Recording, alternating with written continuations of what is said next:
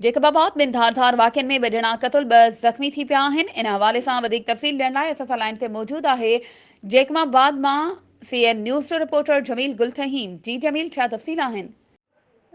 जी बिल्कुलु। जीअं त अॼु जेको आहे सुबुह सवेर जेकाबाद में जेके आहिनि धारदार वाक़िया जेके आहिनि पेश थिया आहिनि। ॿ नौजवान जेके आहिनि क़तल जेके आहिनि थिया आहिनि। उन सां गॾु होॾां RD 44 थाणे जी हद आहे। उते जेको आहे मोटरसाइकिल फोर दौरान मज़ामत ते उते जेके हथियारबंद माण्हुनि उन्हनि ई जेको आहे उते फायरिंग करे जंहिंमें नौजवान जावेद बुगटी खे जेको आहे उन्हनि उते जेको आहे क़तलु कयो आहे। होॾां जेको आहे त उन सां गॾु जावेद सां गॾु जेके ॿ नौजवान आहिनि सादिक बुगटी ऐं मुदसर बुगटी जेके आहिनि उहे जेके आहिनि ज़ख़्मी थिया आहिनि। अहिड़ो वाक़ियो जीअं मिलंदे जेका इतलाह ते जेका हद जी पुलिस आहे उहा जेका हिन वक़्तु जा वारदात ते पहुची वई आहे।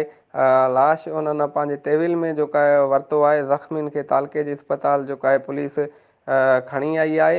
जॾहिं होॾां अव्हांखे इहो ॿुधाईंदो हलां त जंहिंमें ॿिए तरफ़ां खां ॻोठु जेको आहे जुमे दस्ती में वण प्लाट जे तकरार तां जेको आहे सौट हथां नौजवान जेको आहे सौट ज़मीर वलद जेको आहे नेक मोहम्मद दस्ती खे जेको आहे उन्हनि उते लठियूं हणी करे जेको आहे उनखे उते जेको आहे उन्हनि क़तलु कयो आहे। जॾहिं होॾां अव्हांखे इहो ॿुधाईंदो हलां त मक़तूलनि जा लाश जेको आहे त सिविल अस्पताल जेको आहे तालके उते खणी आया आहिनि। पोस्टमार्टम करण खां बाद लाश जेको आहे त वारसनि जे हवाले जेके आहिनि कया विया आहिनि। हिन वक़्तु उन्हनि जा लाश जीअं जेके आहिनि घर वारस खणी पहुता आहिनि त उन्हनि जे घर में मातम जेको आहे मतल आहे।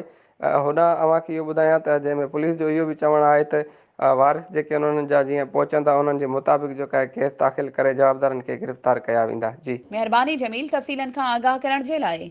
वधीक ख़बरुनि ऐं अपडेट्स जे लाइ असांजे चैनल खे सब्सक्राइब कयो ऐं हा, बेल आइकन खे प्रेस करण न विसारिजो त जीअं असांजी हर नई अचण वारी वीडियो तव्हां ताईं पहुची